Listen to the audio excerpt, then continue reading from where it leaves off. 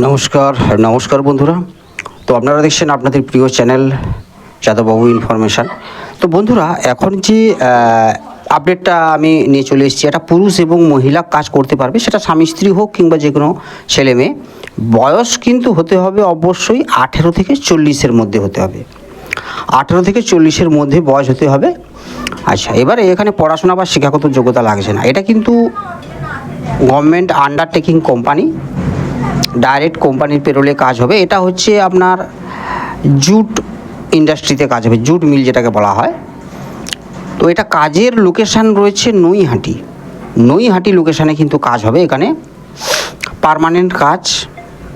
এখানে 2-3 মাস পর থেকে আপনার সব কিছু ফেসিলিটি পেয়ে যাবে, পিএ বিএসআই বোনাস গ্র্যাজুইটি সমস্ত পেয়ে যাবে এখান থেকে।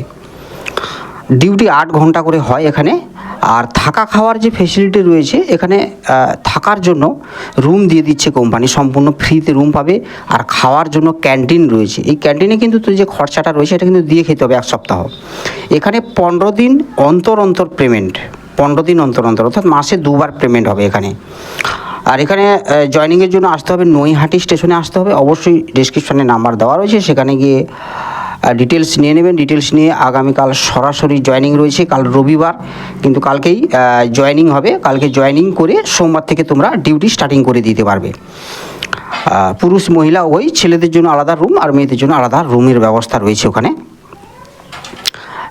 তো এটাতে যারা কাজ করবেন, এখানে কী হচ্ছে, জুট মিলের ভেতরে যে সমস্ত কাজগুলো হয় হালকা কাজ, বিভিন্ন ধরনের কাজ থাকে।